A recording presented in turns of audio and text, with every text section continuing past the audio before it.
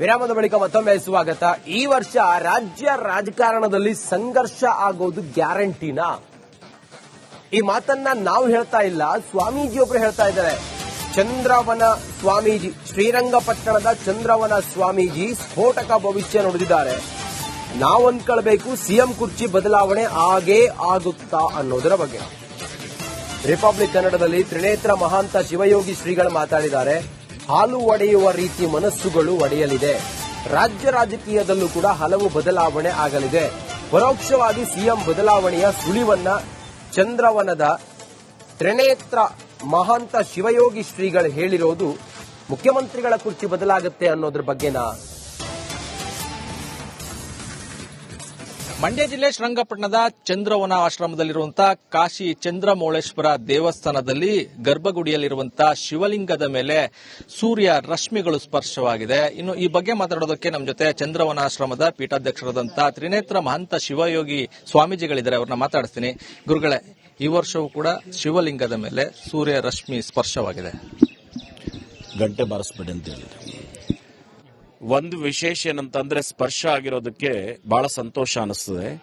ನನಗೆ ಒಂದು ವಿಚಾರ ಏನಂತಂದ್ರೆ, ಪ್ರತಿ ವರ್ಷದಂತೆ ಸಂಕ್ರಮಣ ದಕ್ಷಿಣದಿಂದ ಉತ್ತರಾಯಣ ಬರೋದು ಬಹಳ ವೈಶಿಷ್ಟ್ಯತೆ, ಜನರಿಗೆ ಒಂದಿಷ್ಟು ಹರ್ಷ, ಒಂದಿಷ್ಟು ಸಂತೋಷ ತಂದುಕೊಡುವಂತ ಒಂದು ದಿನಮಾನ ಇದು.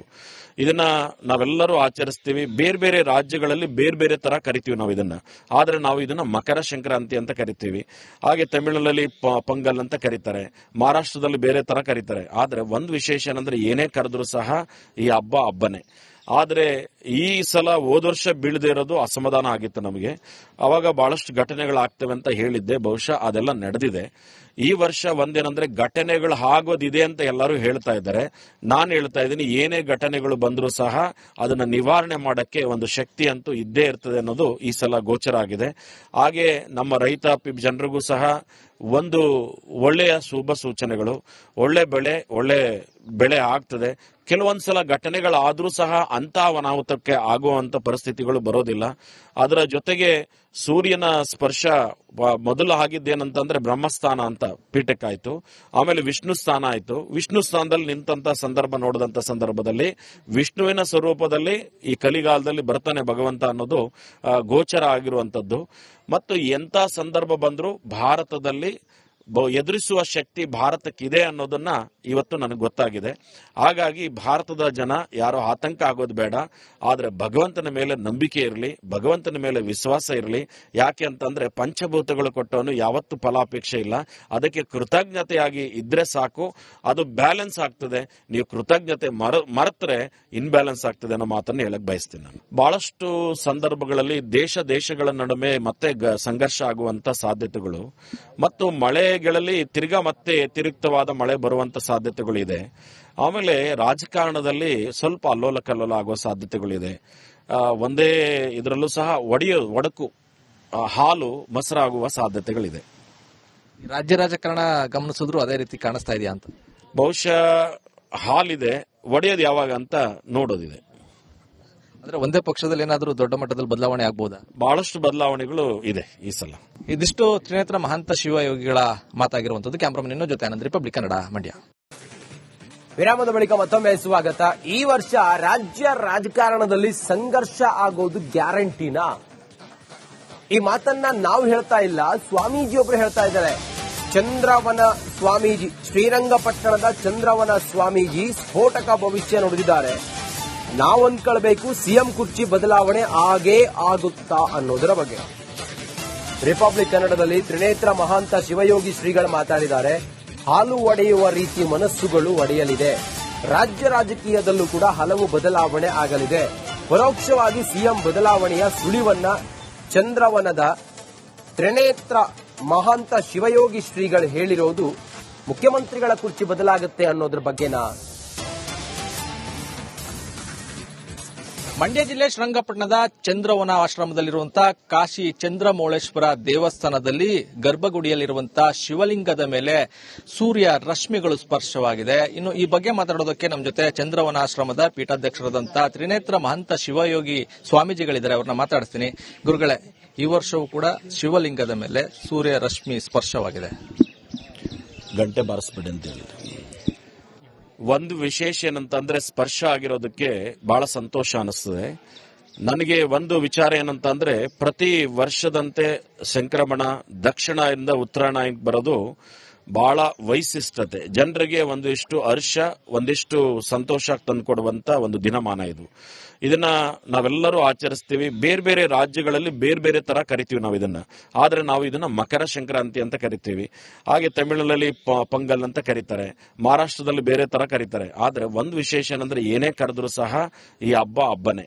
ಆದ್ರೆ ಈ ಸಲ ಹೋದ ವರ್ಷ ಬೀಳದೆ ಇರೋದು ಅಸಮಾಧಾನ ಆಗಿತ್ತು ನಮಗೆ. ಅವಾಗ ಬಹಳಷ್ಟು ಘಟನೆಗಳಾಗ್ತವೆ ಅಂತ ಹೇಳಿದ್ದೆ, ಬಹುಶಃ ಅದೆಲ್ಲ ನಡೆದಿದೆ. ಈ ವರ್ಷ ಒಂದೇನಂದ್ರೆ ಘಟನೆಗಳು ಆಗೋದಿದೆ ಅಂತ ಎಲ್ಲರೂ ಹೇಳ್ತಾ ಇದ್ದಾರೆ. ನಾನು ಹೇಳ್ತಾ ಇದ್ದೀನಿ, ಏನೇ ಘಟನೆಗಳು ಬಂದರೂ ಸಹ ಅದನ್ನ ನಿವಾರಣೆ ಮಾಡಕ್ಕೆ ಒಂದು ಶಕ್ತಿ ಅಂತೂ ಇದ್ದೇ ಇರ್ತದೆ ಅನ್ನೋದು ಈ ಸಲ ಗೋಚರ ಆಗಿದೆ. ಹಾಗೆ ನಮ್ಮ ರೈತಾಪಿ ಜನರಿಗೂ ಸಹ ಒಂದು ಒಳ್ಳೆಯ ಶುಭ ಸೂಚನೆಗಳು, ಒಳ್ಳೆ ಬೆಳೆ ಆಗ್ತದೆ. ಕೆಲವೊಂದ್ಸಲ ಘಟನೆಗಳಾದ್ರೂ ಸಹ ಅಂತ ಅನಾಹುತಕ್ಕೆ ಆಗುವಂತ ಪರಿಸ್ಥಿತಿಗಳು ಬರೋದಿಲ್ಲ. ಅದರ ಜೊತೆಗೆ ಸೂರ್ಯನ ಸ್ಪರ್ಶ ಮೊದಲು ಆಗಿದ್ದೇನಂತಂದ್ರೆ ಬ್ರಹ್ಮಸ್ಥಾನ ಅಂತ ಪೀಠಕ್ಕಾಯ್ತು, ಆಮೇಲೆ ವಿಷ್ಣು ಸ್ಥಾನ ಆಯ್ತು. ವಿಷ್ಣು ಸ್ಥಾನದಲ್ಲಿ ನಿಂತ ಸಂದರ್ಭ ನೋಡಿದಂತ ಸಂದರ್ಭದಲ್ಲಿ ವಿಷ್ಣುವಿನ ಸ್ವರೂಪದಲ್ಲಿ ಈ ಕಲಿಗಾಲದಲ್ಲಿ ಬರ್ತಾನೆ ಭಗವಂತ ಅನ್ನೋದು ಗೋಚರ ಆಗಿರುವಂತದ್ದು. ಮತ್ತು ಎಂತ ಸಂದರ್ಭ ಬಂದರೂ ಭಾರತದಲ್ಲಿ ಎದುರಿಸುವ ಶಕ್ತಿ ಭಾರತಕ್ಕಿದೆ ಅನ್ನೋದನ್ನ ಇವತ್ತು ನನಗೆ ಗೊತ್ತಾಗಿದೆ. ಹಾಗಾಗಿ ಭಾರತದ ಜನ ಯಾರೋ ಆತಂಕ ಆಗೋದು ಬೇಡ, ಆದ್ರೆ ಭಗವಂತನ ಮೇಲೆ ನಂಬಿಕೆ ಇರಲಿ, ಭಗವಂತನ ಮೇಲೆ ವಿಶ್ವಾಸ ಇರಲಿ. ಯಾಕೆ ಅಂತಂದ್ರೆ ಪಂಚಭೂತಗಳು ಕೊಟ್ಟವನು ಯಾವತ್ತು ಫಲಾಪೇಕ್ಷೆ ಇಲ್ಲ. ಅದಕ್ಕೆ ಕೃತಜ್ಞತೆಯಾಗಿ ಇದ್ರೆ ಸಾಕು, ಅದು ಬ್ಯಾಲೆನ್ಸ್ ಆಗ್ತದೆ. ನೀವು ಕೃತಜ್ಞತೆ ಮರೆತರೆ ಇನ್ಬ್ಯಾಲೆನ್ಸ್ ಆಗ್ತದೆ ಅನ್ನೋ ಮಾತನ್ನು ಹೇಳಕ್ ಬಯಸ್ತೀನಿ ನಾನು. ಬಹಳಷ್ಟು ಸಂದರ್ಭಗಳಲ್ಲಿ ದೇಶಗಳ ನಡುವೆ ಮತ್ತೆ ಸಂಘರ್ಷ ಆಗುವಂತ ಸಾಧ್ಯತೆಗಳು ಮತ್ತು ಮಳೆಗಳಲ್ಲಿ ತಿರ್ಗಾ ಮತ್ತೆ ವ್ಯತಿರಿಕ್ತವಾದ ಮಳೆ ಬರುವಂತ ಸಾಧ್ಯತೆಗಳು ಇದೆ. ಆಮೇಲೆ ರಾಜಕಾರಣದಲ್ಲಿ ಸ್ವಲ್ಪ ಅಲ್ಲೋಲ ಕಲ್ಲೋಲ ಆಗುವ ಸಾಧ್ಯತೆಗಳಿದೆ. ಒಂದೇ ಇದರಲ್ಲೂ ಸಹ ಒಡಕು ಹಾಲು ಮೊಸರಾಗುವ ಸಾಧ್ಯತೆಗಳಿದೆ. ರಾಜ್ಯ ರಾಜಕಾರಣ ಗಮನಿಸಿದ್ರು ಅದೇ ರೀತಿ ಕಾಣಿಸ್ತಾ ಇದೆಯಾ ಅಂತ? ಬಹುಶಃ ಹಾಲಿದೆ, ಒಡೆಯೋದು ಯಾವಾಗ ಅಂತ ನೋಡೋದಿದೆ. ಅಂದ್ರೆ ಒಂದೇ ಪಕ್ಷದಲ್ಲಿ ಏನಾದರೂ ದೊಡ್ಡ ಮಟ್ಟದಲ್ಲಿ ಬದಲಾವಣೆ ಆಗ್ಬಹುದಾ? ಬಹಳಷ್ಟು ಬದಲಾವಣೆಗಳು ಇದೆ ಈ ಸಲ. ಇದಿಷ್ಟು ತ್ರಿನೇತ್ರ ಮಹಾಂತ ಶಿವಯೋಗಿಗಳ ಮಾತಾಗಿರುವಂತದ್ದು. ಕ್ಯಾಮ್ರಾಮನ್ ಜೊತೆ ಆನಂದ್, ರಿಪಬ್ಲಿಕ್ ಕನ್ನಡ, ಮಂಡ್ಯ. ವಿರಾಮದ ಬಳಿಕ ಮತ್ತೊಮ್ಮೆ ಸ್ವಾಗತ. ಈ ವರ್ಷ ರಾಜ್ಯ ರಾಜಕಾರಣದಲ್ಲಿ ಸಂಘರ್ಷ ಆಗೋದು ಗ್ಯಾರಂಟಿನಾ? ಈ ಮಾತನ್ನ ನಾವು ಹೇಳ್ತಾ ಇಲ್ಲ, ಸ್ವಾಮೀಜಿಯೊಬ್ರು ಹೇಳ್ತಾ ಇದ್ದಾರೆ. ಚಂದ್ರವನ ಸ್ವಾಮೀಜಿ, ಶ್ರೀರಂಗಪಟ್ಟಣದ ಚಂದ್ರವನ ಸ್ವಾಮೀಜಿ ಸ್ಫೋಟಕ ಭವಿಷ್ಯ ನುಡಿದಿದ್ದಾರೆ.